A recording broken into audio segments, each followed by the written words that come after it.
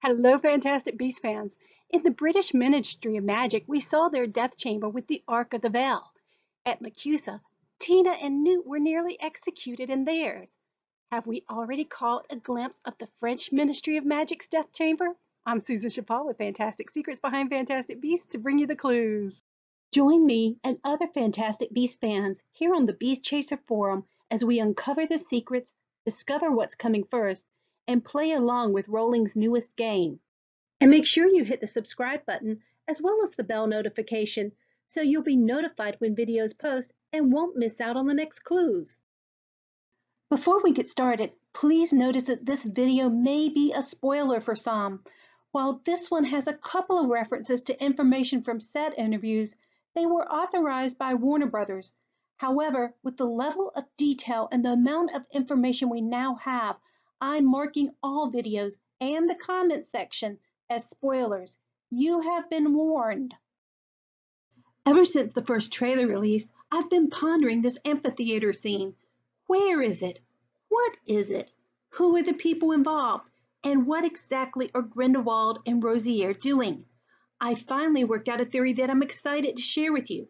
And it all starts with those bird statues, which we get a better view of in the Comic-Con trailer.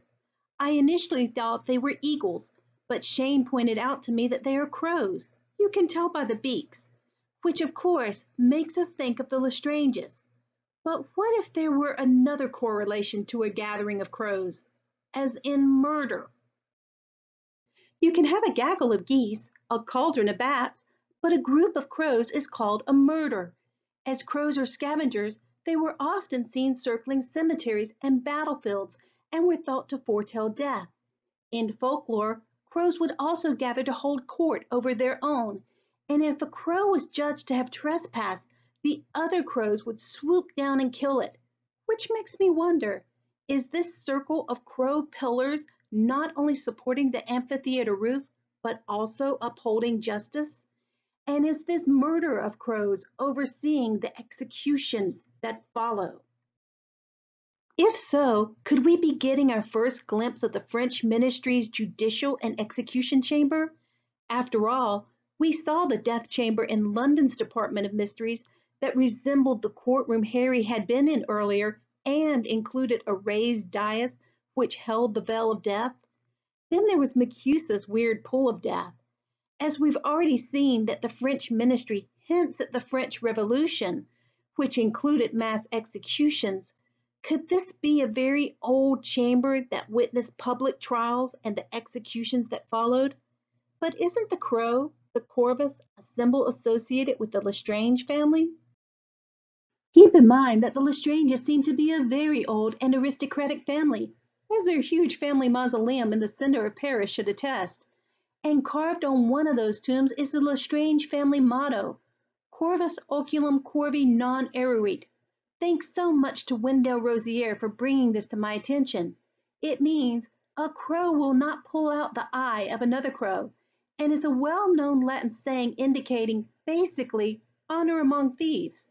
According to mentalfloss.com, it refers to complete solidarity amongst a group of like-minded people, regardless of the consequences or condemnation.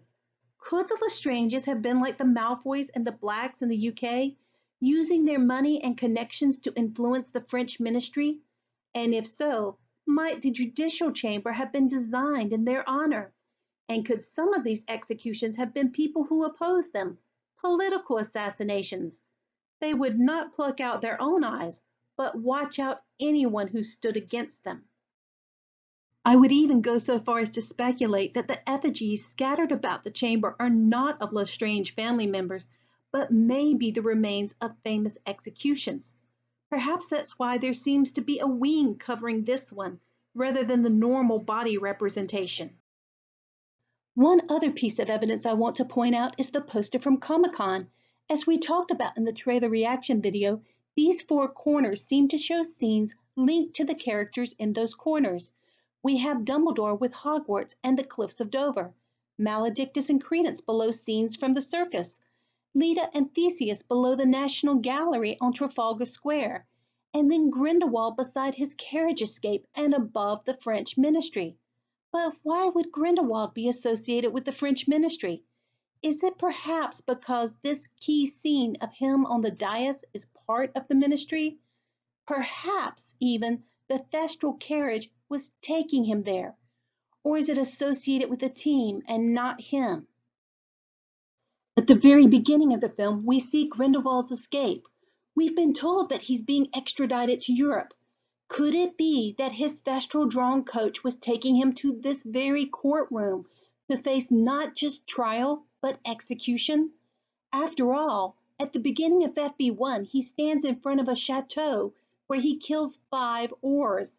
Maybe the movie comes full circle near the end, with him appearing willingly at the court to stand, not before his supporters, as I prior thought, but his accusers. I may be truly going out on a limb with this one, but I'm wondering if with his charm, charisma, and conviction of cause, Grindelwald meets before this court to persuade them to his cause and succeeds, which would really give a whole new spin to Johnny Depp appearing before the audience at Comic-Con, wouldn't it? At Comic-Con, Depp gave a persuasive in-character argument. Shown on the panels surrounding him were clips from this scene, with some in the audience holding up lit wands. Not everyone, though. Are those lit wands meant to signal their vote of approval? Earlier in the trailer, we saw something black moving throughout Paris, covering the buildings in black sheets. In the Comic-Con poster, a black sheet also holds Grindelwald's symbol. Obviously, Grindelwald's power is spreading throughout France. By the end of the film, has he perhaps overtaken the French ministry by vote rather than armed force?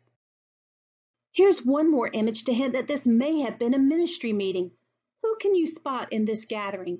Right there. That's Theseus. And over here, that may be Yusuf Kama. I initially thought the brothers' commanders invaded Grindelwald's group of supporters in a raid. That's what this image seems to indicate. But at least Theseus was there much longer, perhaps from the start. But I want to go back to what Grindelwald could have said or done to have persuaded this crowd.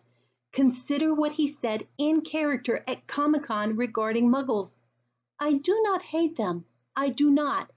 I say the Muggles are not lesser, not worthless, but of other value. Magic blooms only in rare souls. It is granted to those who live for higher things. The moment has come to rise up and take our rightful place in the world. Here, before an assembly of Wizarding World supporters and accusers, is he sowing the seeds of othering and tribalism that will lead the magical community toward mass Muggle slaughter? And does he use or manipulate 3 key elements in this scene to do so? The skull, the bright light, and the dais. I speculated a lot about the skull Rosier holds in her hands, linking it to a dark alchemist who performed a child sacrifice ritual to heal a dying king, which would probably appear only in subtext. We've also discussed whether Grindelwald could be using it for his visions, and whether he could be presenting it magically in this scene to give testimony. Now, I'm also wondering if he's using something about the skull to announce the beginning of his plan to move, enslave, or eliminate Muggles. I don't think the skull is a Lestrange ancestor because the writing seems to be in German, not French. But remember how we discussed that Grindelwald is the shadow of Newt? Newt was expelled, or almost expelled, for endangering the life of another student. Grindelwald was expelled from Durmstrang when his experiments got too dark. Were his experiments so dark that they became deadly? Did he kill someone? A Muggle, perhaps? And is this skull his trophy, marked with the laurel wreath to indicate his triumph, and containing the magical power which led to that one death, and the fiery secret for many more to come? Perhaps this skull was his first step in his quest for the greater good that has led him to the French ministry to gain their full support in affirming rather than condemning the crimes of Grindelwald. As for the dais, I know this is going to sound crazy, but I think it may be an ancient time turner, but one that tracks time rather than transports you back into it. As I mentioned in my first trailer reaction video, the first time I saw it, I thought it was a solar clock and could be used for some sort of ritual. I'm even more convinced of the ritual part now. Look at these. This is a zodiac wheel, which we discussed in a prior video. And this is a prayer wheel. And this one is from a Renaissance medical text that aligns alchemy and astrology symbols. All of these turn to determine the timing of esoteric alignments, understand divine judgments, or reveal mortal fate. And all of them center the sun or God. Grindelwald stands dead center. I believe that stone dais will come magically to life and turn, aligning him somehow with right and power. Perhaps this turning will even bring about that burst of light and prove, at least to some, the truth of his argument. The time has come for magicals to, quote, rise up and take our rightful place in the world. And then, what are the people who voted against him? Those people shooting off in plumes of smoke or dust don't look like the apparition that has been used so far. Look carefully at this woman and this one and watch what happens. These women seem to be overtaken by whatever is happening to them rather than transforming themselves. They are not waving their wands. They simply look up as they start to transform. Watch again. I wondered, could these be executions we're witnessing? Are they dissenters or those of Muggle heritage? And Grindelwald is eliminating them. But no one around them seems to be reacting in horror or panic. Maybe there's a reason why. Watch it again, but pay attention to those not transforming. Did you see anyone move? This time, I want you to pay particular attention to this guy, who seems to be posed to run. Notice that he didn't move. I have not yet been able to detect any movement except for the women transforming. They're frozen in time. Has Grindelwald somehow successfully used this ancient dais to manipulate or freeze time? And if so, has he decimated his audience while no one could stop him? Or is no one noticing what's going on right beside them? A foretelling of what's to come. Even Theseus appears frozen. But I bet you anything Newt, with his outsider perspective, will not be. I think Grindelwald manipulates this dais skull and light to form an image in his audience's mind of the Golden Age of Wizardry, a time period when they were free to live in the open without Muggle involvement, an image that captivates most, not all, of his audience and persuades their vote of approval.